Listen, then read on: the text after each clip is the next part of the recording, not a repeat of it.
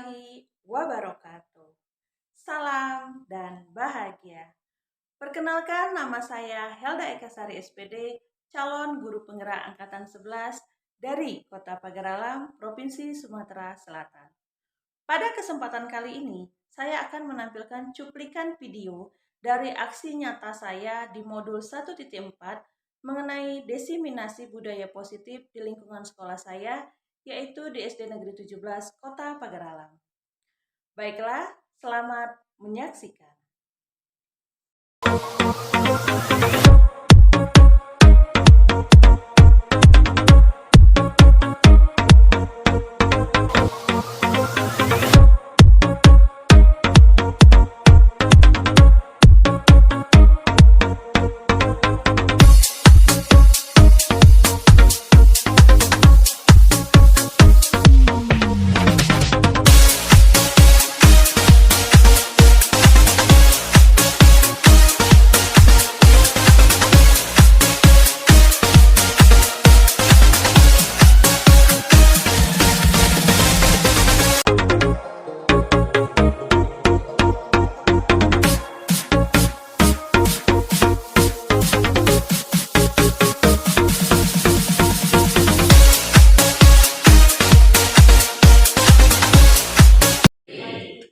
Saya awali dengan pantun dulu ya, tolong catatnya nanti.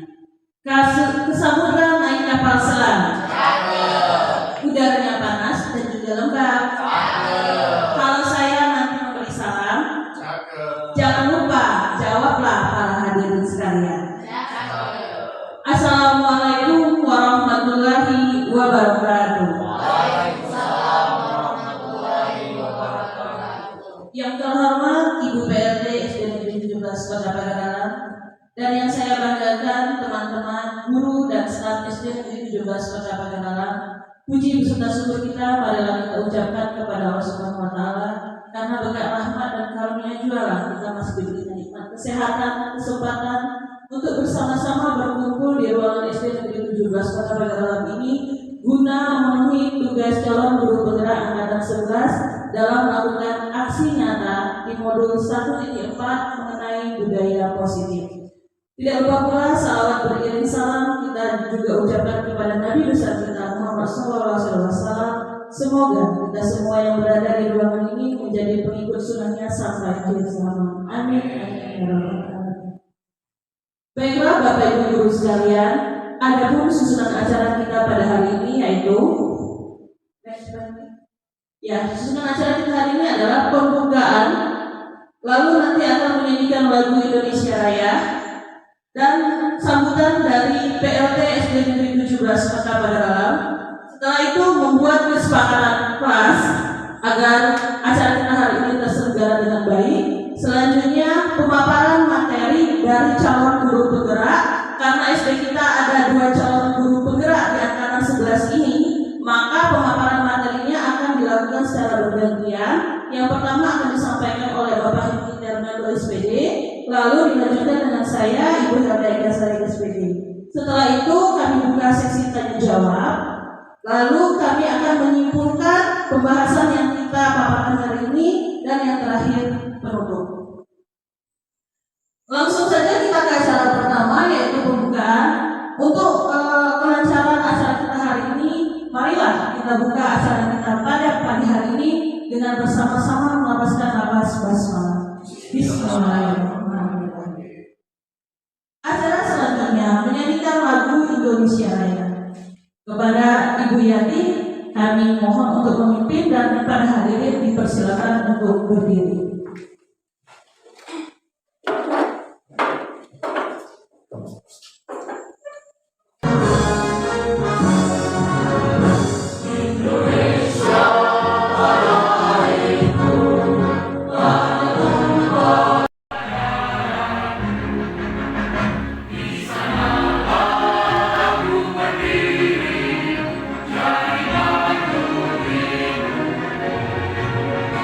Indonesia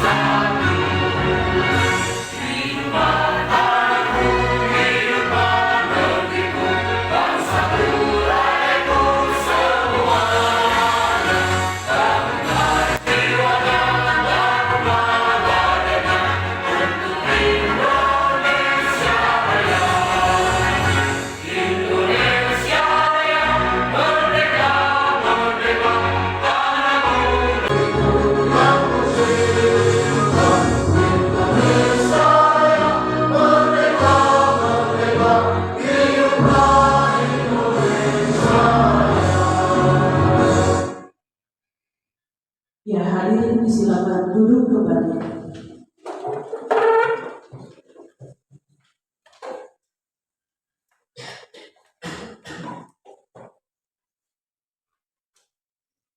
Acara selanjutnya sambutan dari Ibu Sati SPDSD selaku PLT SD 17 Pagararan. Kepada Ibu Sati disilakan.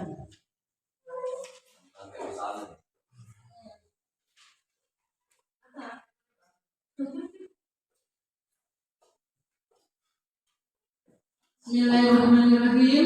Assalamualaikum warahmatullahi wabarakatuh. Alhamdulillahirabbil alamin. Assalatu wassalamu ala asyrafil anbiya'i wal mursalin wa ala alihi wa ashabihi ajmain, amma ba'd. Rabbi shrah li sadri wa yassir li amri wahlul 'uqdatam min lisani yafqahu qawli. Pertama dan utama, mari kita panjatkan puji dan syukur kehadiran Allah Subhanahu wa Ta'ala yang telah memberikan kesehatan jasmani dan rohani kepada kita, dan telah menggerakkan hati kita, yang telah menyerahkan kaki kita untuk melangkah ke sekolah yang kita sayangi ini, yaitu SD 17 Pagararan. Selawat serta salam kita haturkan kepada junjungan kita, yakni Nabi Muhammad SAW. Beliaulah yang menggerakkan kita dari zaman kegelapan, yang dari zaman kebodohan menuju zaman yang terang-terang. Baiklah, terima kasih untuk Bapak Guru yang kami cintai. Terima kasih sudah datang ke SD kita ini untuk memenuhi undangan Pak Hengki Tornado dan Ibu Helda Kasari yang menyalurkan yaitu aksi nyata.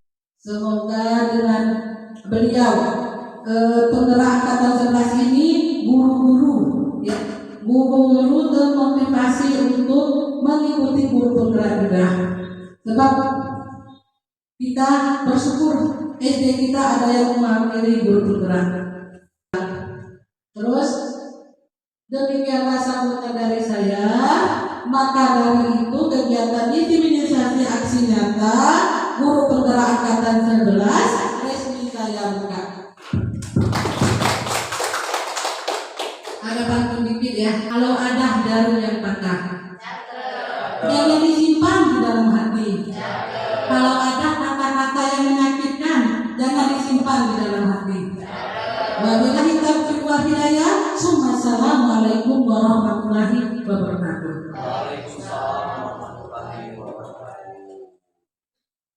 Demikianlah sambutan dari Ibu PLT SD 17 Kota Pagararan.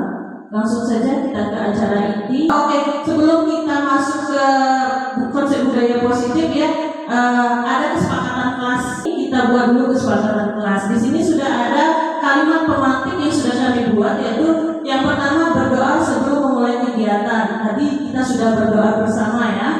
Lalu menghargai dalam mengikuti kegiatan. Nah, kira-kira ada masukan lagi tidak untuk kesepakatan kelas? Silakan Bapak Ibu guru sekalian. Oke, Ibu Yuliani.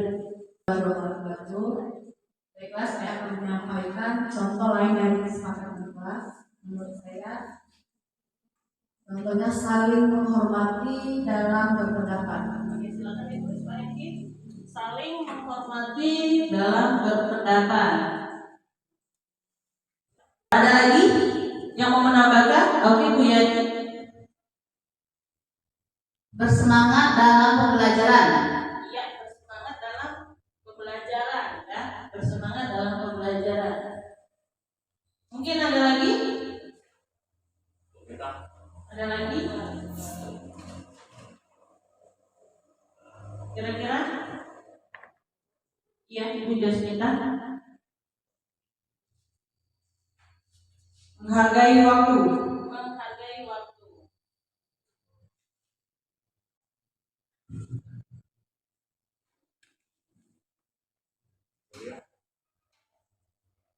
Ada lagi mungkin yang mau ditambahkan dari kesepakatan kelas kita hari ini? Ibu Guru Moralis. Ya, Ibu Lia.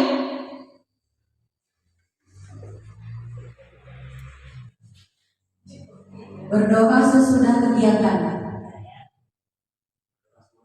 Oke ya, tadi sudah berdoa sebelum mulai kegiatan, yang terakhir berdoa sesudah kegiatan. Cukup atau ada lagi yang mau ditambahkan? Cukup ya. Jadi saya bacakan kesepakatan kelas kita pada hari ini adalah berdoa sebelum memulai kegiatan, saling menghargai dalam mengikuti kegiatan, saling menghormati dalam berpendapat, bersemangat dalam pembelajaran, menghargai waktu, dan berdoa setelah kegiatan. Itu kesepakatan kelas kita hari ini. Semoga dengan adanya kesepakatan kelas ini, kegiatan kita hari ini berjalan dengan lancar. Amin ya. Oke, next. Nah, jadi Bapak Ibu Guru sekalian, di modul 1.4 ini mengenai budaya positif, ini ada beberapa subtema, yaitu ada penjelasan mengenai perubahan paradigma belajar, mengenai disiplin positif, nilai-nilai kebajikan, motivasi perilaku manusia. Jadi keempat subtema yang pertama ini akan disampaikan oleh Bapak Hengki nantinya. Lalu setelahnya mengenai subtema keyakinan kelas, kebutuhan dasar manusia, posisi kontrol seorang guru, dan segitiga restitusi akan saya sampaikan setelah Bapak Hengki. Oke, untuk mempersingkat waktu kita langsung saja pembahasan mengenai materi budaya positif ini yang akan disampaikan langsung oleh Bapak Hengki. Kepada Bapak Hengki kami persilakan. Baik, terima kasih kepada Bu Hilda. Sebelum kita mulai memasuki materi, saya buka dulu dengan ucapan Assalamualaikum warahmatullahi wabarakatuh. Yang terhormat Ibu Kepala Sekolah SD 17 Kota Pengalaman, dalam hal ini Ibu Santi, Sarjana Pendidikan Sekolah Dasar. Serta yang saya hormati Bapak Ibu rekan-rekan teman sejawat SD 17 yang berbahagia pada pagi hari ini. Baik, di sini saya Hengki Fernando, TGP Angkatan 11 Kota Pengalaman. Hari ini kita belajar tentang budaya positif. Namun terlebih dahulu sini disampaikan, di sini kesannya bukan untuk menggurui, namun sekedar berbagi saja tentang budaya positif, karena hal ini telah kami pelajari di dalam program guru pendidikan ya. Guru pendidikan, guru penggerak Angkatan 11 Kota Pengalaman. Jadi pada hari ini kami ingin menyampaikan beberapa poin tentang budaya positif yang harus kita terapkan khususnya di sekolah kita SD Negeri 17 Kota Pengalaman. Sekali lagi yang kita tegaskan bukan semata-mata menggurui, namun sekedar sharing ya, berbagi tentang budaya positif. Baik, di sini ada 4 budaya positif. Yang pertama ada perubahan paradigma belajar, yang kedua disiplin positif, yang ketiga nilai-nilai kebajikan, keempat motivasi perilaku manusia. Oke, lanjut Bu Hilda. Sebelum kita memulai pembelajaran, agar lebih rileks lagi, tidak mengantuk ya, dan semangatnya full kembali, kita istirahat terlebih dahulu. Boleh berdiri yang dipersilakan. Silakan diikuti tutorial videonya untuk istirahat.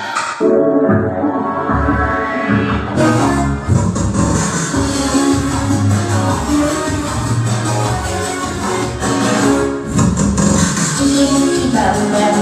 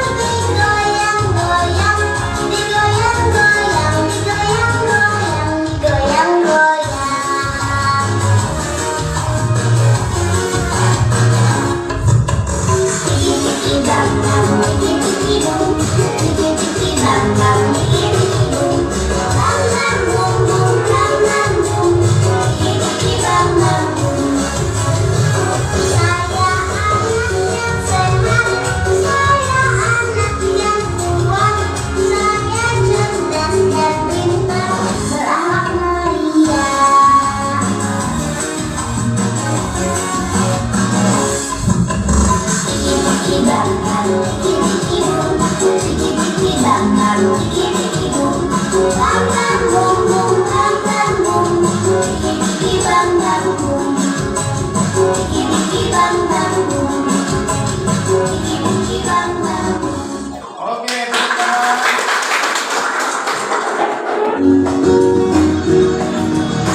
ya, terima kasih Bapak Ibu atas breakingnya.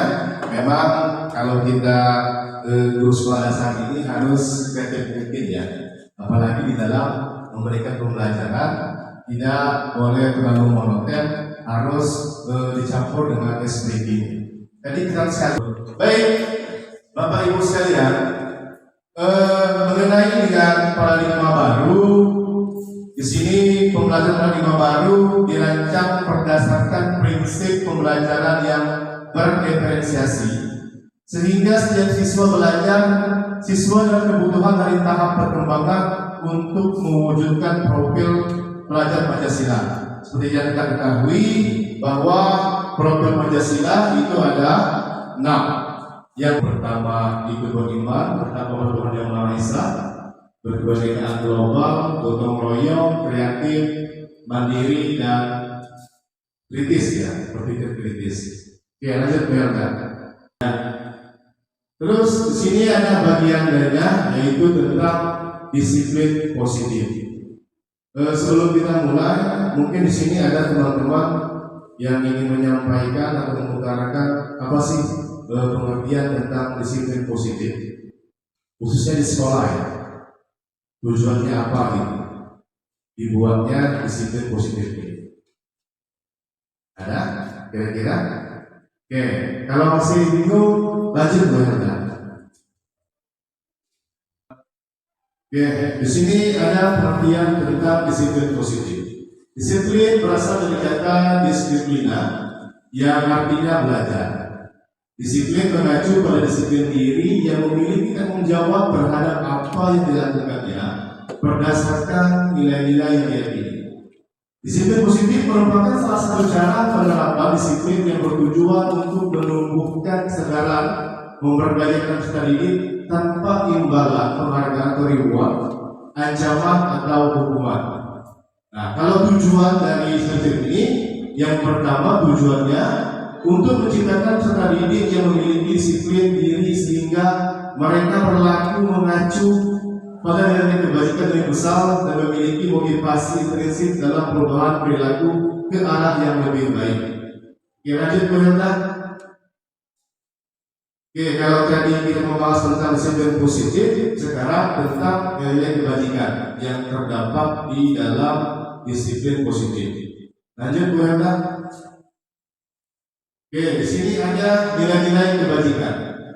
Nilai-nilai kebajikan adalah prinsip moral yang baik dan luhur yang menjadi pedoman dalam berperilaku dan mengambil keputusan. Nilai-nilai ini merupakan fondasi dari karakter yang kuat, hubungan yang sehat, dan masyarakat yang harmonis. Nilai-nilai kebajikan adalah prinsip moral yang baik dan luhur yang menjadi pedoman dalam perilaku dan mengambil keputusan. Nilai-nilai ini merupakan fondasi dari karakter yang kuat, hubungan yang sehat, dan masyarakat yang harmonis.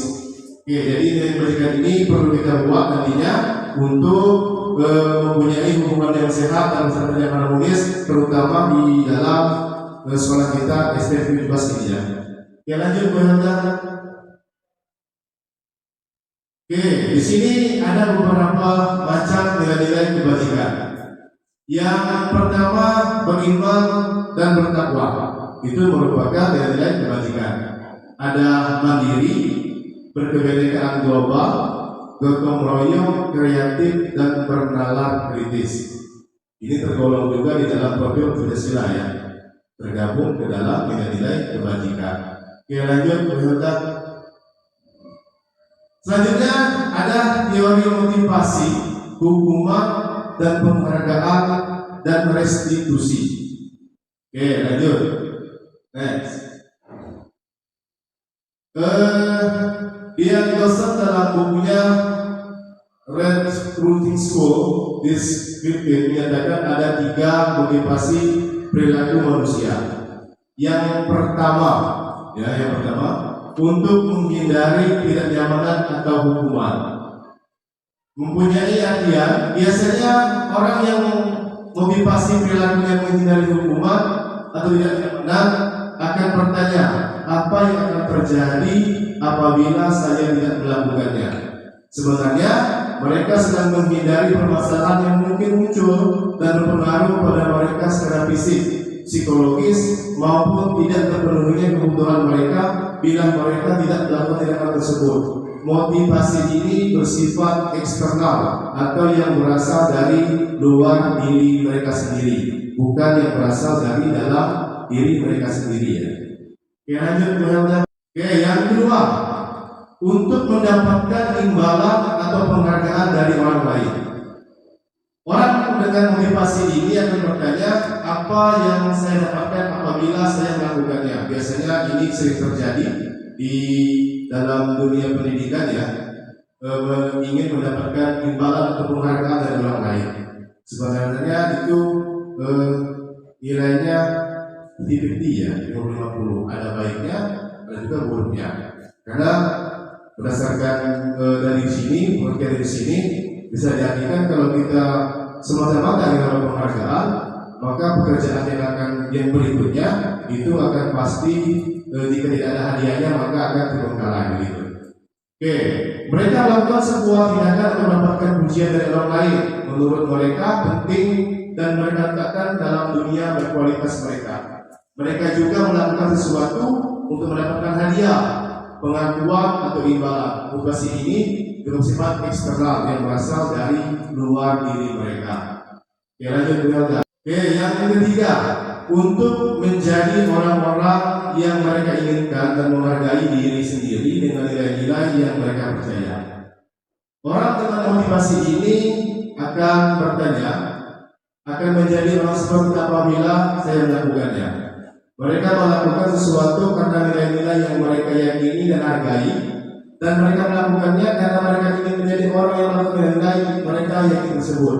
Motivasi ini bersifat internal yang berasal dari dalam diri mereka. In dan X, ya, kata kuncinya in dan X. Oke, saat guru memahami tiga motivasi perilaku manusia, maka guru dapat memilah motivasi perilaku apa yang ada pada diri murid. Jika murid memiliki motivasi perilaku untuk menghindari ketidaknyamanan atau hukuman dan untuk mendapatkan imbalan atau penghargaan, maka motivasi yang ada pada diri anak masih berasal dari eksternal. Sehingga guru berupaya untuk dapat menumbuhkan motivasi internal dalam diri siswa. Sebaiknya hindari hukuman dan pemberian penghargaan berlebihan agar meminimalisir motivasi eksternal seorang guru. Jadi sekarang ini di kurikulum Merdeka ini kita sebagai guru alangkah baiknya yang pertama menghindari hukuman yang berbentuk fisik. Ya, carilah hukuman itu yang mendidik. Akan tetapi jangan juga terlalu dimanjakan siswanya. Misal berhamba pada murid, bukan berarti kitanya menyembah pada murid. Namun di situ kita lebih condong menuntun murid ke arah yang lebih baik. Sama halnya di dalam belajar tadi, tolong dihindari sekali lagi yang namanya bentuk hukuman fisik dan pemberian penghargaan. Karena di sini kalau siswa seringan kita beri penghargaan, apalagi berbentuk hadiah, maka bisa dikatakan niat belajarnya semata-mata karena hadiah, bukan karena dari dalam diri mereka masing-masing. Oke, lanjut Bu Helga. Sekarang masuk ke materi posisi kontrol restitusi. Jadi seorang guru itu harus memiliki kontrol, ya. Apa sih pengertian tentang restitusi? Restitusi adalah proses menciptakan kondisi bagi murid untuk memperbaiki kesalahan mereka sehingga mereka bisa kembali kepada kelompok mereka dengan karakter yang lebih kuat. Dosen tahun 2024. Adapun ciri-ciri restitusi, yang pertama menguatkan dan fokus pada solusi. Yang kedua, fokus pada karakter bukan pada tindakan. Yang ketiga, bukan menebus kesalahan tapi belajar dari kesalahan. Yang keempat, mencari kebutuhan dasar yang mendasari tindakan. Yang kelima, tawaran bukan paksaan. Yang keenam, memperbaiki hubungan. Dan yang terakhir, menuntut untuk melihat ke dalam diri. Jadi kalau selama ini kita sebagai guru itu misal ya, ada siswa yang melakukan kesalahan, itu kita langsung memvonis.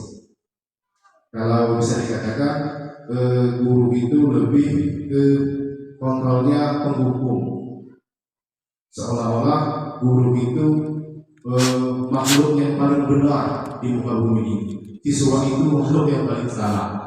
Jadi nanti untuk lebih jelasnya nanti mungkin nanti dari materi Bu Helda akan disampaikan bagaimana sih untuk menguasai posisi kontrol itu dalam kita sebagai seorang pendidik. Oke, lanjut Bu Helda. Oke, sekarang perbedaan ya. Di sini ada kasusnya murid datang terlambat ke sekolah. Di situ ada 3 pilihan. Yang pertama ada konsekuensi, yang isinya di mana guru memberikan konsekuensi berangkat di dalam kelas selama jam istirahat berlangsung. Itu konsekuensinya jika siswa terlambat datang ke sekolah.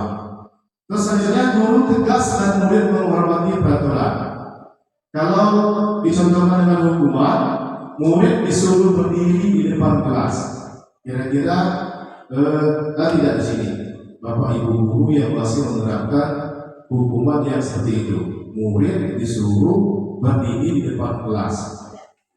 Tidak ya, alhamdulillah kalau tidak. Terus guru marah-marah ke murid. Ada di sini kira-kira mulia seperti itu? Bisa siswa yang datang terlambat ya. Kenapa? Ini terlambat terus gitu ya. Mau kesiangan, mandi tidak, ini tidak gitu ya. Terus murid disuruh menulis saya tidak akan terlambat lagi sebanyak 100 kali. Tidak ada ya. Ini jangan sampai dipakai karena ini terlalu berlebihan. Terus restitusinya, yang pertama yang baik, guru menanyai dengan kelas yang telah disepakati dan guru membantu menyelesaikan masalah. Jadi nanti dalam materi Bu Helda itu ada materi yang tentang membahas tentang pendidikan kelas. Terus murid terbuka dan menghormati dirinya dan orang lain. Jadi jangan semata-mata guru itu pengen selalu dihormati, namun tidak mau menghormati siswa gitu kan. Tahunya menang sendiri. Yang salah siswa terus gitu ya.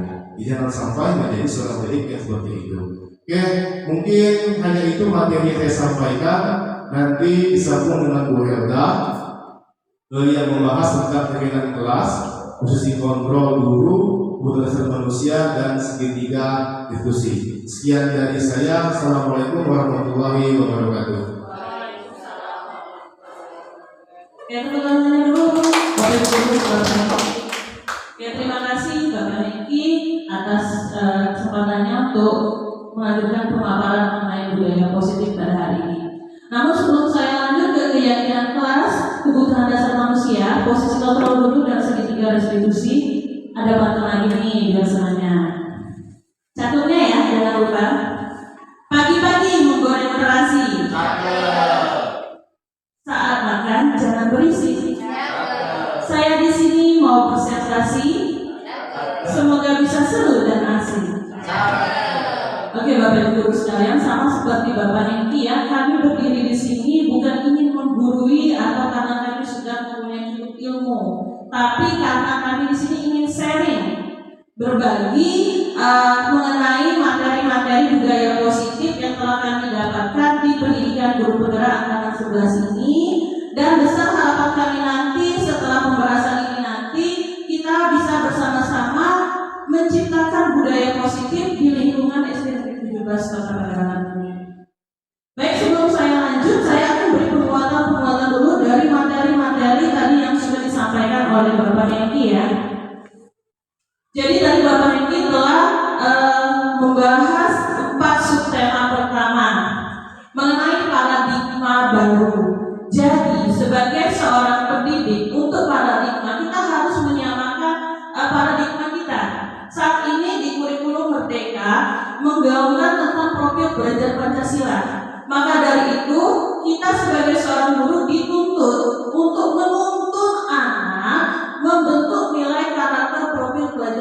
Pancasila yang mempunyai 6 dimensi. Apa saja tadi? Berakhlak mulia, bergotong royong, mandiri, kreatif, dan bernalar kritis. Itu paradigma baru yang harus kita terapkan di sekolah kepada anak didik kita. Lanjut tadi mengenai budaya positif. Apa tadi budaya positif, Bapak Ibu sekalian? Disiplin positif, disiplin. Apa tadi kata disiplin? Selama ini kita menganggap disiplin tadi apa? Tanggung jawab. Ibu Lia, kalau berkata disiplin, kira-kira apa yang terbersih di pikiran Ibu Lia? Apa kira-kira? Peraturan, ya. Jadi selama ini ternyata mindset kita itu salah. Kita memandang disiplin itu adalah menyamaratakan seseorang untuk melakukan hal yang sama dan menaati peraturan kata Ibu Lia. Ternyata salah. Setelah kami belajar di pendidikan guru penggerak, ternyata disiplin positif itu adalah proses belajar. Proses belajar dari kesalahan yang kita lakukan. Dari kesalahan yang kita lakukan, kita bisa memperbaikinya, mengatasi masalah yang kita hadapi. Itulah sebenarnya makna kata disiplin yang sebenarnya adalah proses belajar, ya. Lalu tadi Bapak Ibu juga menjelaskan mengenai nilai-nilai kebajikan. Nilai-nilai kebajikan itu adalah nilai-nilai yang baik diterapkan kepada peserta didik kita. Tadi sudah saya katakan, pada saat ini nilai-nilai kebajikan yang bisa kita terapkan pada anak didik kita itu nilai-nilai kebajikan yang berdasarkan nilai profil belajar Pancasila. Dengan menerapkan nilai profil belajar Pancasila, kita bisa menciptakan budaya positif pada peserta didik kita. Kita tumbuhkan nilai beriman dan bertakwa. Jelas budaya positifnya akan tercipta. Ya, kreativitas, bernalar kritis, itu semua menjuruskan menciptakan budaya positif di lingkungan sekolah. Lalu tadi motivasi perilaku manusia. Ada berapa motivasi perilaku manusia tadi? 3, ya. Selama ini kita memahami motivasi perilaku manusia itu ada 2, dari intrinsik dan ekstrinsik. Ternyata motivasi murid kita itu ada 3. Di mana yang pertama, anak melakukan sesuatu karena takut dihukum. Ya, motivasinya takut dihukum. Saya harus mengerjakan PR nih. Kalau tidak mengerjakan PR nanti dihukum sama Ibu Lia. Nah, ini tidak baik. Motivasi ini muncul dari faktor eksternal, dari luar, bukan dari diri siswa, tapi dari gurunya. Nah, yang disayangkan nanti ketika anaknya berpindah kelas, tidak bertemu dengan Ibu Lia lagi, motivasinya akan menurun. Saya tidak usah ber-PR lagi karena tidak ketemu Ibu Lia. Ibu Jasmina tidak biasa menghukum saya. Jadi motivasinya menurun, kompetensinya jelas menurun. Atau yang kedua, motivasi siswa melakukan sesuatu karena mengharapkan imbalan, penghargaan. Kita sering ya, ayo nak nulis nak, yang rajin nak, nanti aku kasih permen nih. Kita anggap itu sepele. Ternyata itu membentuk karakter siswa, memberikan penghargaan, memberikan hadiah. Ternyata motivasi. Anaknya membuat PR bukan karena motivasi dari dirinya sendiri. Dia termotivasi untuk membuat PR-nya karena mengharapkan penghargaan. Saya mau buat PR, kalau buat PR nanti dikasih permen nih sama Ibu Yati. Ibu Yati senang, anaknya rajin membuat PR. Tapi dampaknya tadi sama dengan kasus Ibu Lia ya. Apabila anak Ibu Yati sudah naik ke kelas selanjutnya dan tidak bertemu Ibu Yati, motivasinya akan menurun. Maka yang lebih baik itu adalah menumbuhkan motivasi intrinsik dari dalam diri siswa. Bagaimana caranya kita menjelaskan pada diri siswa? Nah, belajar itu gunanya untuk kalian sendiri, agar kalian pintar. Membuat PR itu adalah kewajiban kalian. Kalau kita sudah tanamkan seperti itu, mau gurunya siapapun, mau ada PR atau tidak, anaknya akan termotivasi sendiri diri untuk belajar. Jadi itu intinya ya, menciptakan budaya positif. Kita tidak mendorong anak, tapi hanya menuntun. Menuntunnya saja menjadi lebih baik. Gitu ya. Jadi itu mengenai tadi perbedaan konsekuensi, hukuman dan restitusi. Konsekuensi ini bersifat sesuatu yang harus terjadi, yang telah kita sepakati. Misalnya, jika kita menumpahkan air di atas meja, maka konsekuensinya kita harus mengeringkan air tersebut. Itu konsekuensi, berarti anak sudah tahu kalau saya terlambat konsekuensinya apa. Berbeda dengan hukuman. Kalau hukuman ini sesuatu yang spontan dan biasanya menyakitkan. Misal anak datang terlambat, kita langsung saja kasih hukuman. Sudah, kamu terlambat, kamu hormat di tiang bendera. Simpel sih, hormat di tiang bendera. Tapi kita tidak tahu dampaknya setelah hormat, anak tersebut akan dibully sama temannya mungkin. Dan itu menyakitkan. Timbullah sebuah dendam. Ya, nah yang lebih baik itu tadi kata Pak Hikmi sudah dijelaskan, menyelesaikan masalah dengan restitusi. Apa sih restitusi? Menyelesaikan masalah dengan berdiskusi, berdialog kepada anak, menanyakan apa masalahnya, terus mengapa itu terjadi, dan mencarikan solusinya. Kira-kira itu review dari materi 4 materi yang pertama yang disampaikan oleh Bapak Hengki. Bagaimana Bapak Ibu sekalian, masih semangat? Oke, untuk menghangatkan lagi suasana kita SBG dulu nih. Bapak Ibu silakan berdiri. SBG dulu, Bapak Hengki biar semangat.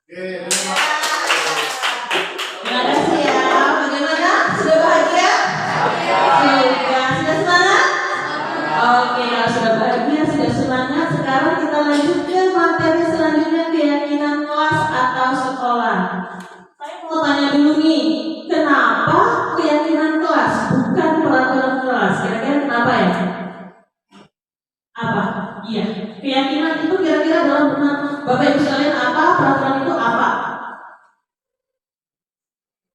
Kalau keyakinan dalam kelas itu berarti hal yang tumbuh dari peserta didik untuk dirinya sendiri dan untuk kemajuan dia sendiri. Kalau peraturan adalah hal yang sama-sama yang dibuat dan disepakati bersama. Terima kasih Bu Yanti. Ada lagi mungkin? Cukup? Oke ya. next, Bapak Niki kita lihat. Ya, jadi benar ya kata Ibu Yanti bahwa keyakinan itu merupakan kesepakatan yang berasal dari dalam diri peserta didik kita dan kita sebagai seorang gurunya di kelas. Sedangkan peraturan itu adalah sesuatu yang dibuat tidak mengikutkan peserta didik. Jadi kalau peraturan itu cenderung anak-anaknya itu banyak yang melanggar karena anak-anak tidak diajak nih membuat peraturan kelas. Tiba-tiba gurunya plek saja naruh peraturan di kelas. Berbeda dengan keyakinan. Kita lihat ya perbedaannya. Keyakinan kelas dan peraturan kelas sebenarnya hal yang saling melengkapi. Keyakinan kelas memberikan landasan nilai-nilai yang mendasari peraturan. Jadi keyakinan itu nilai-nilainya mendasari peraturan. Kalau di peraturan biasanya ditulis jangan mengganggu teman. Kalau di keyakinan saling menghargai antar teman. Jadi nilainya yang diambil untuk membuat dasar-dasar dari peraturan kelas. Peraturan kelas pada gilirannya membantu mewujudkan nilai yang terkandung dalam keyakinan kelas. Sebagai contoh, untuk keyakinan kelas, kami saling menghormati. Nilai saling menghormati yang ingin ditumbuhkan di dalam kelas tersebut. Dalam peraturan ditulis dilarang mengganggu teman saat mereka sedang berbicara. Jadi kalau di peraturan itu lebih dijabarkan secara spesifik. Kalau di keyakinan hanya nilainya saja yang diangkat, gitu ya. Peraturan dilarang mengganggu teman merupakan salah satu cara untuk mewujudkan nilai saling menghormati yang telah disepakati bersama.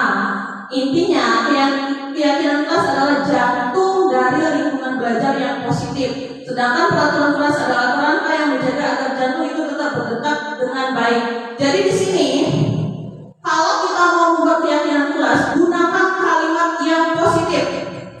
Ya, kami saling menghormati. Kalimatnya positif kan? Berbeda dengan peraturan. Peraturan bunyinya dilarang mengganggu teman saat mereka sedang berbicara. Ada kalimat negatif di sana.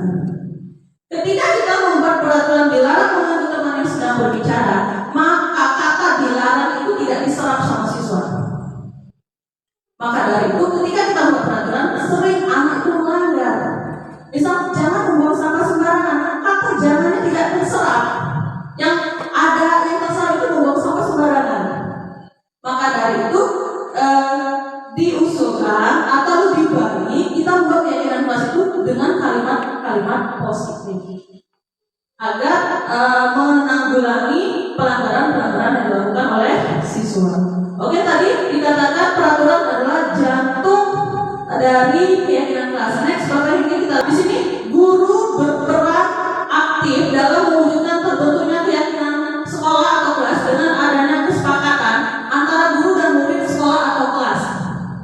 Jadi dalam membuat keyakinan kelas kita tidak boleh membuatnya di rumah sendiri. Kita harus melibatkan siswa agar tumbuh nih keyakinan dalam diri siswa. Seperti tadi sebelum mulai materi ini kita kan sudah berkesepakatan kelas. Kami hanya membuat kalimat pengantin 2 kalimat lalu dilanjutkan oleh Bapak Ibu guru sekalian. Gunanya apa? Agar kita sama-sama nih meyakini hal apa yang akan kita lakukan dalam proses kegiatan ini. Begitu juga dengan di kelas. Ya, kita pandu anak kita berdiskusi, merumuskan keyakinan kelas yang akan kita terapkan. Keyakinan sekolah atau kelas berupa pernyataan-pernyataan universal yang mudah diingat dan dipahami dan harus diterapkan di lingkungan sekolah atau di lingkungan kelas. Jadi dalam membuat keyakinan kelas, kalimatnya sederhana saja, yang penting mudah diingat dan mudah dipahami. Tadi kan saling menghormati antar teman, saling menghargai antar guru dan murid. Cukup seperti itu, tidak usah dijabarkan terlalu panjang, anak akan lupa. Jadi singkat, padat, tapi mudah dipahami. Oke, next. Nah, tadi peraturan ini ruang lingkupnya lebih kecil daripada keyakinan kelas. Kalau kita lihat di peraturan, kenapa? Karena peraturan ini yang membuat gurunya sendiri. Ya, kita merumuskan peraturan yang harus kita patuhi, begitu ya. Jadi ruang lingkupnya kecil dan ini merupakan jantung dari kita membuat keyakinan kelas tadi katanya ya. Setelah ada peraturan, baru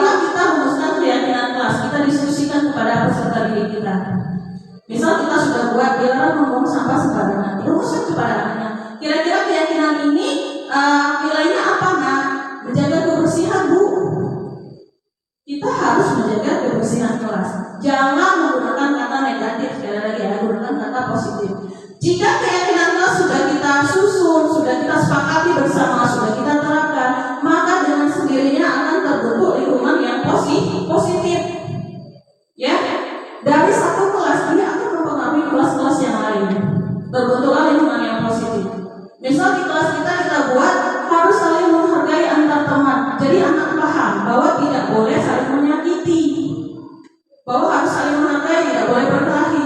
Diterapkan di luar, maka terciptalah lingkungan positif yang lebih luas. Setelah lingkungan positif di sekolah kita sudah baik, maka akan terwujudnya budaya positif yang dampaknya lebih luas lagi. Mungkin bisa menyebar ke tidak hanya warga di sekolah kita, bisa juga di lingkungan sekolah seperti ke masyarakat, karena anak-anak akan membawa perilaku positifnya di rumah juga. Jadi dari peraturan kelas naik ke keyakinan kelas, terus menciptakan lingkungan budaya positif dan bisa membentuk budaya positif yang bisa diterapkan bersama-sama. Inilah sebenarnya wujud dari budaya positif. Kita membentuk karakter peserta didik kita. Bagaimana dia menyadari hal-hal yang positif, yang baik digunakan dalam bermasyarakat, baik di lingkungan sekolah maupun di lingkungan rumah. Begitu ya. Bapak Ibu sekalian sudah pernah membuat keyakinan kelas? Sudah ya. Kebetulan ini kan tahun ajaran baru, jadi saya lihat sudah ada keyakinan kelas di masing-masing kelas. Besar harapan kami keyakinan kelas itu sudah didiskusikan dengan peserta didiknya dan bisa disepakati bersama. Namun nanti dikoreksi kalau mungkin ada kata-kata yang negatif boleh direvisi ya. Oke, next lagi. Nah, ini langkah-langkah menyusun keyakinan kelas. Pertama, kita diskusi dulu dengan murid, antara guru kelas dan murid diskusi. Hal apa yang harus kita yakini, nilai-nilai apa yang harus kita wujudkan dalam kelas kita. Setelah berdiskusi, kita mengidentifikasi nilai-nilai utamanya, tadi saling menghargai, saling menghormati, mencintai kebersihan dan lain sebagainya. Lalu merumuskan pernyataannya. Setelah nilainya kita ambil pernyataannya, merumuskan kalimat yang akan kita tulis di keyakinan itu apa. Yang keempat, membuat kesepakatan bersama dengan kalimat positif. Kan anak itu banyak ya, gua menghargai, gua menghormati. Kita ambil kesepakatan. Oke, nah, kalimat yang pertama kita ambil nilainya saling menghargai. Menghargai ke siapa nih? Ke guru dan siswa dulu misalnya. Setelah kita sepakati, membuat kalimat positif yang mudah diingat. Tadi ya, yang mudah diingat. Jangan yang bertele-tele atau yang terlalu panjang. Setelah membuat, menerapkan dalam kegiatan kelas. Diterapkan. Jangan hanya dibuat, ditempel, sudah. Tidak tercipta budaya positifnya. Yang bagus itu menerapkan dalam kegiatan kelas. Dan menjadikan keyakinan kelas sebagai budaya. Inilah sebenarnya wujud dari membuat keyakinan kelas. Membuat keyakinan itu sebagai budaya atau kebiasaan pada diri peserta didik kita ya. Jadi keyakinan kelas bisa merubah karakter peserta didik kita menjadi lebih baik dan mempunyai budaya yang positif. Oke, next, Bapak Henry. Ya. Nah, ini sebagai contoh ada kalimat peraturan dan keyakinan kelas. Di kalimat peraturan ini adalah kalimat, di keyakinan kelas itu adalah nilai-nilai yang diangkat. Misalnya selalu kembalikan buku ke tempatnya. Nilai apa yang diangkat di sana? Tanggung jawab. Cukup semua siswa harus bertanggung jawab dalam melakukan aktivitas gitu ya. Maka dia akan bertanggung jawab baik dalam piket, baik dalam mengembalikan buku. Atau di kalimat kedua dilarang mengganggu orang lain. Berarti nilai yang diangkat di sana menghormati orang lain. Kalau kita tulis terlalu banyak dilarang mengganggu orang lain, dilarangnya tidak diserang mengganggu orang lainnya yang terserah. Maka dari itulah anak sering berkelahi. Meskipun di dalam kesepakatan kelas kita sudah ada nih dilarang mengganggu orang lain, ya. Lalu ada juga hadir di sekolah 15 menit sebelum pembelajaran dimulai, menghormati orang lain atau berkomitmen, atau bisa juga nilai tanggung jawab di sana.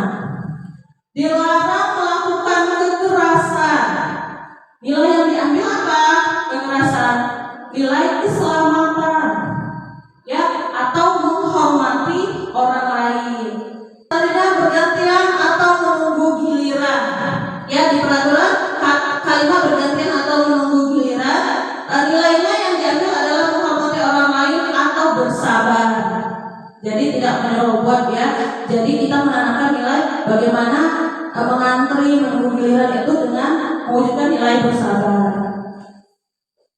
Jangan berlari di kelas atau koridor. Ini juga nilai keselamatan dan keamanan. Jadi dalam keyakinan nilai-nilainya saja yang kita ambil. Nilai yang apa yang akan kita wujudkan. Begitu ya Bapak Ibu ya. Lanjut. Nah di sini ada dua kesepakatan berwarna hijau dan berwarna putih. Ada pertanyaan di sana. Yang mana yang merupakan keyakinan kelas kira-kira Bapak Ibu dan mengapa? Bapak Tendi?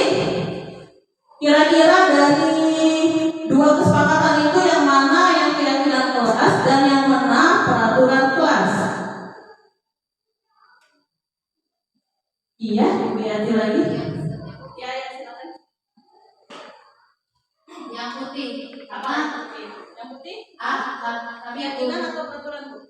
Keyakinan. Karena dia saling menyayangi. Kalau peraturan jangan mengumpul teman, gitu kan? Kalau keyakinan kami saling meyakini. Kami menyayangi. Ya. Benar kira-kira Bapak Ibu?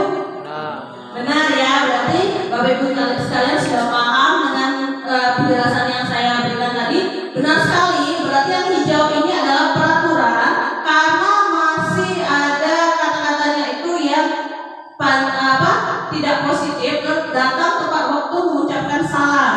Nilainya tidak diangkat di sana. Berbeda dengan yang putih, itu nilainya lebih dominan dan kalimatnya lebih positif. Seperti contoh yang pertama, kami guru dan murid yang saling menyayangi. Nilai yang diwujudkan adalah saling menyayangi. Kami murid yang semangat belajar. Nilai positifnya adalah semangat belajar. Kami murid yang peduli dengan teman-teman, jadi saling peduli. Jadi bisa ya membedakannya antara peraturan dan keyakinan kelas. Oke, next. Nah, selanjutnya materi mengenai kebutuhan manusia. Kira-kira kita sebagai manusia butuh apa saja Bapak Ibu?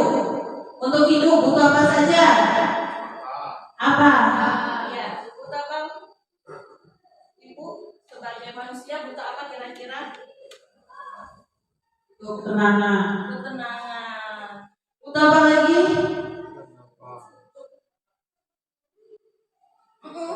Butuh makan. Butuh makan. Butuh apa lagi kira-kira? Kesehatan. Kata Bapak Asnan. Apa lagi? Sandang dan pangan. Oke, betul semua ya. Kebutuhan makan, kebutuhan ketenangan, sandang dan pangan. Next, Bapak Henry. Ya, jadi kebutuhan dasar manusia adalah sesuatu yang kita lakukan untuk mendapat apa yang kita inginkan. Jadi kita melakukan sesuatu ini untuk mendapatkan apa yang kita inginkan. Kita bekerja untuk memenuhi kebutuhan kita akan makan dan kuliah, ya. Ya. Lalu seluruh tindakan yang kita lakukan memiliki tujuan tertentu. Ya, tujuan tertentu. Yang semua usaha terbaik yang kita lakukan adalah dalam rangka agar kebutuhan dasar kita terpenuhi dengan baik. Kita belajar, murid kita belajar supaya cita-citanya tercapai, agar penghasilannya nanti bertambah meningkat. Untuk apa? Untuk memenuhi kebutuhannya. Ya, sebagai tadi apa saja kebutuhannya kira-kira berikut. Next. Jadi Bapak Ibu, menurut Dr. William Glasser dalam teori dalam Choose Theory mengatakan ada 5 kebutuhan dasar manusia. Yang pertama adalah kebutuhan bertahan hidup. Tadi kata Ibu ya, kebutuhan akan pakaian, tempat tinggal, keamanan, kata Bapak Asman kesehatan, itu adalah kebutuhan bertahan hidup. Semua manusia membutuhkan kebutuhan bertahan hidup. Lalu kebutuhan kasih sayang dan rasa diterima. Sebagai manusia kita membutuhkan kasih sayang dan rasa diterima. Bayangkan kalau kita di kelas kita tidak disayang siswa atau tidak diterima siswa, materinya tidak akan tersampai. Begitu juga dengan siswa kita. Kita tidak memberikan kasih sayang pada siswa kita atau tidak menerima siswa kita, dia tidak akan bisa mengerti pembelajaran dengan baik. Lalu dalam diri manusia membutuhkan kebutuhan penguasaan, yaitu harga diri, keinginan untuk dianggap memimpin, berprestasi, diakui dan didengar. Ya, jadi kita punya kebutuhan penguasaan, di mana kita punya harga diri. Ketika kita berpendapat, kita ingin juga didengar. Itu adalah salah satu contoh kebutuhan penguasaan. Misalnya kita menguasai kelas. Nah, inilah yang kita butuhkan dalam menguasai kelas. Atau nilai kebutuhan kebebasan. Seorang manusia itu membutuhkan kebebasan. Maka dari itu dalam satu minggu kita mempunyai 1 hari untuk libur. Kenapa? Untuk memenuhi kebutuhan kebebasan kita. Karena di hari libur kita boleh nih manusia, kita boleh tidak berseragam, gitu ya. Jadi ada kebebasan. Bisa juga sekarang pendidikan kita merdeka belajar, mewujudkan bagaimana guru itu bisa bebas berkreativitas, bagaimana cara mewujudkannya dengan menggunakan media-media pembelajaran yang mendukung mungkin, atau bisa juga dengan memberikan kemandirian kepada peserta didik kita dan lain sebagainya. Yang terakhir, manusia itu membutuhkan kesenangan. Jadi tidak selalu serius ya. Kita juga membutuhkan kesenangan dengan bercanda, tadi dengan ice breaking. Senang tidak dari ice breaking? Senang. Ya, karena memang kita butuh 5 kebutuhan dasar manusia. Nah, apabila di dalam peserta didik kita salah satu kebutuhan dasar manusia ini tidak terpenuhi atau tidak tercapai, maka akan terjadilah sebuah masalah. Misal contohnya ada anak yang berebut makanan temannya di kelas. Kira-kira itu kebutuhan apa ya yang tidak terpenuhi? Bisa saja bertahan hidup, tapi kita tidak bisa langsung mengejasnya atau ini anak tidak terpenuhi kebutuhan hidupnya. Kita harus berdialog dulu. Ternyata setelah kita tanya, bukan bertahan hidup alasannya. Alasannya karena dia ingin diperhatikan gurunya mungkin. Kenapa nak mencuri makanan temannya? Biar ibu marahi aku, ya? Biar teman-teman lihat aku nih. Ternyata bagaimana solusinya? Mungkin dalam pembelajaran kita ajak anak tersebut untuk sering memberikan pendapatnya di depan kelas agar kebutuhan kasih sayangnya terpenuhi, ya? Atau kebutuhan penguasaan yang tidak terpenuhi. Mengapa nak mencuri makanan temannya? Agar saya hebat nih, dianggap saya jagoan bu. Ternyata dia tidak terpenuhi penguasaannya. Kita bisa mengajak dia untuk memimpin kelasnya dalam kerja kelompok, cara mengatasi atau memenuhi kebutuhannya ya. Atau kebebasan. Mengapa nak mencuri makanan temannya? Bosen bu, makanan dari ibu itu aja menunya. Ternyata anak ini tidak bebas memilih menu di rumah, sehingga dia mencuri makanan temannya. Solusinya kita berkonsultasi dengan orang tuanya, gitu ya. Atau kesenangan. Mengapa nak mencuri makanan temannya? Senang saja bu, saya mencicip-cicip atau mencuri punya teman saya. Nah, jadi ternyata kebutuhan dasar manusia ini harus terpenuhi agar anak tercipta budaya positif di lingkungan kelas, ya. Oke, next. Posisi kontrol seorang guru. Ya, next Bapak Ibu. Jadi Bapak Ibu guru sekalian, sebagai seorang guru, kita mempunyai 5 posisi kontrol. Kan kita mengontrol anak-anak di kelas kita. Maka kita punya 5 posisi tersebut. Posisi pertama yaitu sebagai penghukum. Posisi kedua pembuat merasa bersalah. Posisi ketiga sebagai teman. Posisi keempat sebagai pemantau dan posisi kelima sebagai manajer. Kira-kira Bapak Ibu di sini sudah menerapkan posisi yang mana nih?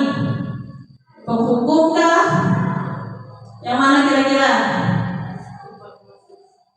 Bapak Asna? Posisi kontrol yang mana yang sudah Bapak terapkan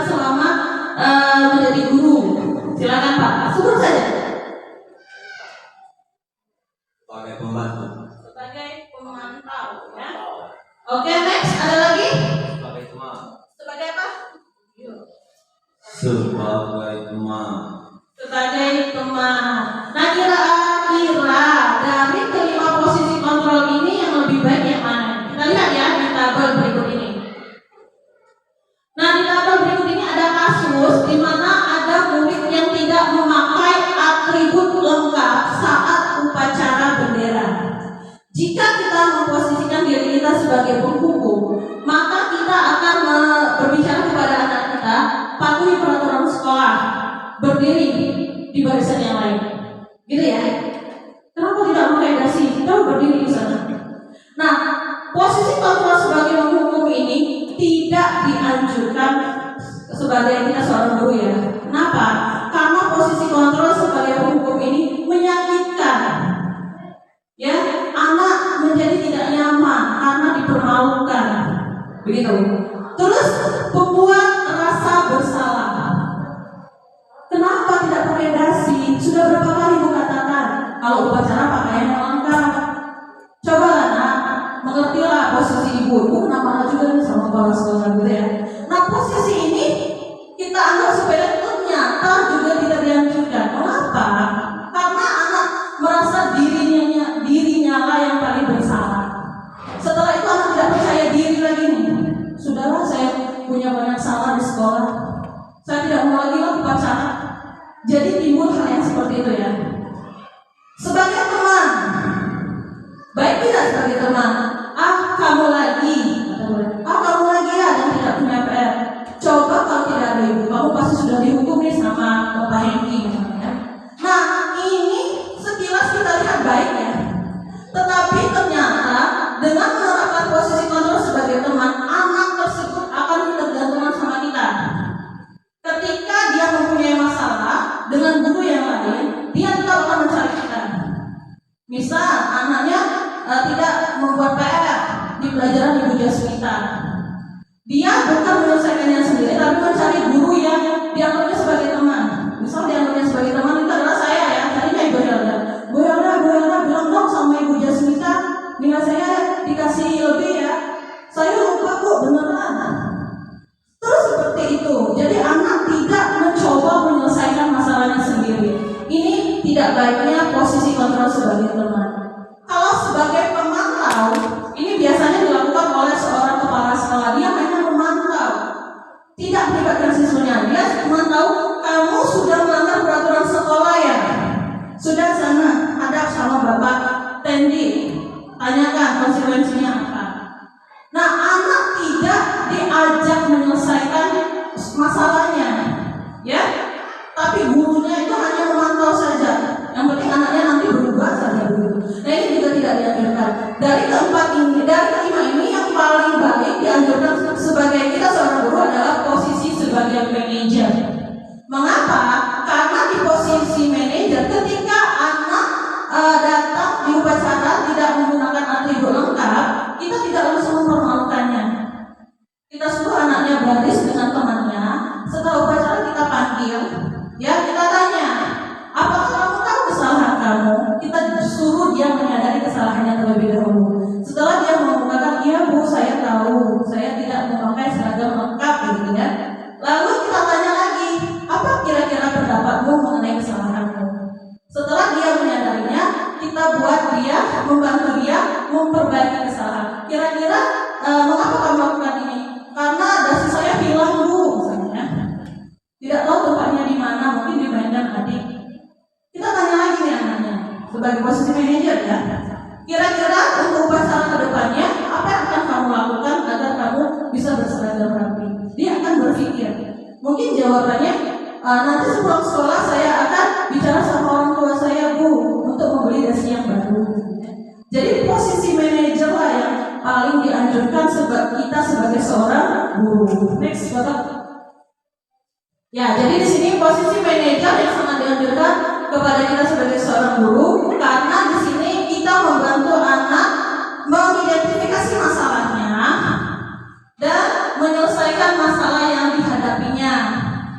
Posisi ini mengacu pada restitusi. Nanti saya akan jelaskan tentang restitusi yang mendorong murid untuk menjadi manajer bagi dirinya sendiri sehingga tercipta identitas positif berdasarkan motivasi Ya, jadi kita munculkan nih motivasi intrinsik, lagi-lagi motivasi intrinsik yang harus kita munculkan agar budaya positif ini terwujud, gitu ya. Oke, next selanjutnya di segitiga restitusi. Ada yang sudah tahu itu apa restitusi kira-kira? Belum ya? Sama ya, saya juga baru mendengar istilah segitiga restitusi di pendidikan guru penggerak ini. Next, Bapak kita jelaskan. Nah, segitiga restitusi yaitu suatu proses dialog yang dijalankan oleh guru agar dapat menghasilkan murid yang mandiri dan bertanggung jawab. Jadi segitiga restitusi itu adalah sebuah proses di mana guru dan murid yang bermasalah itu melakukan dialog agar muridnya itu menjadi mandiri dan bertanggung jawab dalam menyelesaikan masalahnya, gitu ya.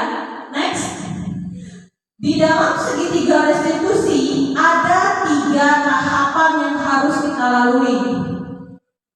Tahapan yang pertama, menstabilkan identitas. Terus validasi tindakan yang salah, menanyakan keyakinan kelas. Lalu setelahnya tujuannya agar murid menjadi lebih mandiri dan bertanggung jawab. Itu sebenarnya tujuan dari segitiga restitusi, menyelesaikan masalah dengan berdialog yang menciptakan murid yang mandiri dan bertanggung jawab. Next, kita ke contoh kasusnya ya. Di menstabilkan identitas. Menstabilkan identitas ini adalah berdasarkan prinsip membuat kesalahan adalah bagian dari proses pembelajaran. Jadi ketika kita bertanya kepada anak mengenai kesalahan, jangan menyudutkan, tapi gunakan kata-kata seperti ini. Kenapa nak berbuat salah? Berbuat salah itu wajar, nah, misalnya ya. Tidak ada manusia yang sempurna. Ibu juga dulu pernah melakukan kesalahan. Sekarang ibu bantu ya nak menyelesaikan masalahnya. Dengan menggunakan kalimat-kalimat positif tersebut, anak menjadi tidak tersudut, ya. Dia tidak merasa dirinya yang paling bersalah. Karena kita mencontohkan, saya juga pernah nak melakukan kesalahan seperti kamu, sebetulnya. Itu di menstabilkan identitas. Lanjut next ke validasi tindakan yang salah. Kita gali berdasarkan prinsip perilaku berupaya memenuhi suatu kebutuhan tertentu. Kita gali alasan anak tersebut datang terlambat mengapa. Kamu pasti punya alasan mengapa kamu datang terlambat hari ini. Biarkan anaknya berpendapat, dengarkan ya. Setelah itu, ya bermain game sampai larut malam memang membuat kita seru dan asik. Tapi kamu tahu tidak bahwa bermain game terlalu malam itu membuat kamu bangun kesiangan. Akhirnya kamu terlambat datang ke sekolah. Ya, jadi kita validasi tindakannya bahwa tindakan yang dia lakukan itu adalah salah, merugikan dirinya sendiri. Setelah dia menyadarinya, kita ke keyakinan kelas. Menanyakan keyakinan. Di awal pembelajaran kan kita sudah berkeyakinan. Ketika ada anak yang melanggar, balikan lagi, tanyakan lagi keyakinan yang sudah kita sepakati. Apa ya keyakinan kelas kita? Dia sebutkan ini. Kira-kira kamu sudah melanggar yang mana ya dari keyakinan kelas yang sudah kita sepakati? Dia akan sadar, ya Bu, saya sudah melanggar nilai tidak datang tepat waktu, begitu ya. Terus kita gali lagi, nah, bagaimana anaknya mencari solusi dari masalah yang dihadapi. Kira-kira ke depannya apa yang akan kamu lakukan untuk mengatasi masalahmu ini? Anak bisa berkata, saya tidak akan main game lagi Bu, saya akan lebih awal. Nah, jadi guru hanya sebagai manajer di sana. Anaklah yang menstabilkan identitasnya, memvalidasi tindakannya, meyakinkan keyakinan kelasnya, dan mencari solusi dari masalah yang dihadapinya. Kalau segitiga restitusi ini sudah berjalan dengan baik, maka budaya positif di lingkungan sekolah kita akan menjadi baik. Next. Oke Bapak Ibu, demikianlah penjabaran dari materi kami. Jadi dalam penerapan program disiplin positif ini, hendaknya guru memiliki standar kepribadian, profesional, dan sosial yang baik, di mana guru mampu merefleksi dirinya dalam posisi kontrol saat ini. Bagaimana perjalanan dirinya sebagai among atau manajer yang menuntun murid menjadi insan yang mandiri. berbeda dan bertanggung jawab. Ini sesuai dengan standar nasional pendidikan. Baiklah, demikianlah pembahasan kami mengenai budaya positif. Mungkin sekarang kami buka sesi tanya jawab ya Pak Hengki ya. Ya, silakan Bapak Ibu yang ingin bertanya.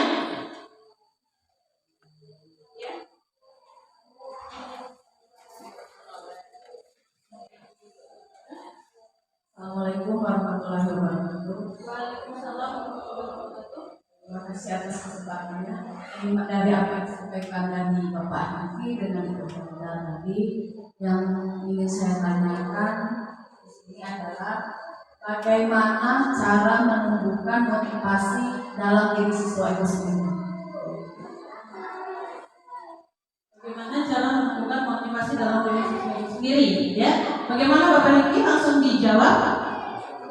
Bagaimana Bapak Hengki yang mau menjawab? Oke, bagaimana cara menumbuhkan motivasi pada diri siswa agar terciptanya budaya positif ya? Nah, untuk mewujudkan budaya positif dalam diri siswa, hal yang kita harus lakukan adalah pendekatan, pemberian penjelasan bahwa budaya positif itu penting, begitu ya, berdampak baik bagi peserta didik kita dengan cara menjelaskannya secara detail tentang apa itu budaya positif, apa saja manfaatnya. Setelah hal itu kita jelaskan, maka dengan sendiri anak-anak kita tuntun tadi membuat keyakinan kelas, menerapkannya dalam kelas, dan mewujudkannya dalam lingkungan sekolah, serta mewujudkannya dalam lingkungan yang lebih besar sehingga terciptanya budaya positif. Dengan cara melakukan pendekatan dan penjelasan, maka budaya positif, motivasi dalam diri siswa itu akan muncul dengan sendirinya. Begitu Bu Yuliani. Bagaimana? Jelas? Dan satu lagi, atau cukup Pak? Atau ada lagi? Ya.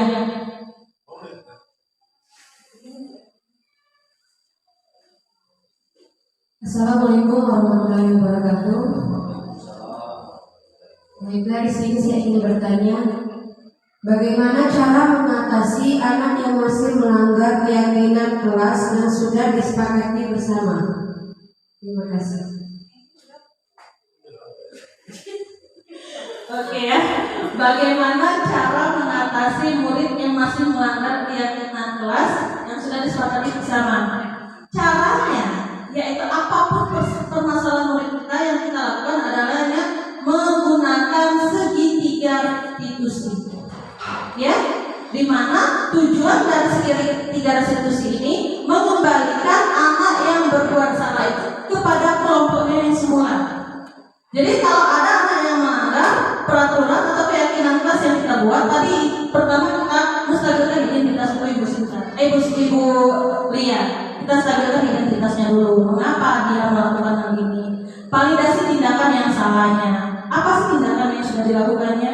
Terus kita tanya nih keyakinan kelasnya.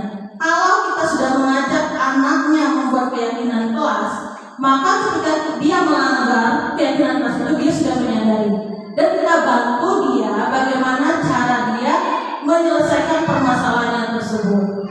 Begitu ya. Jadi mengatasi anak yang melanggar keyakinan kelas itu menggunakan segitiga restitusi. Berdialog. Jangan kita marah-marah, tidak dianjurkan.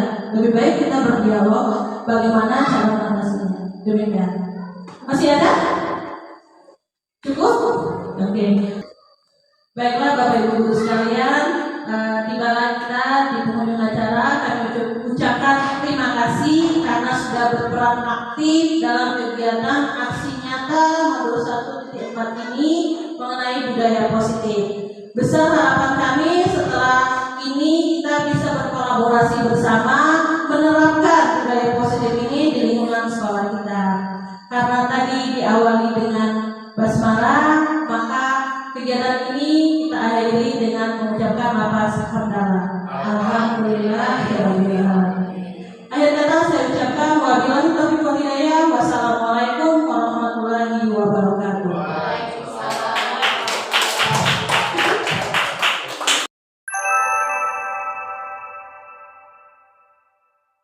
Demikianlah video dari aksi nyata saya di modul 1.4 mengenai diseminasi budaya positif di lingkungan sekolah saya yaitu di SD Negeri 17 Kota Pagar Alam. Semoga video ini bermanfaat dan menginspirasi semua yang menontonnya.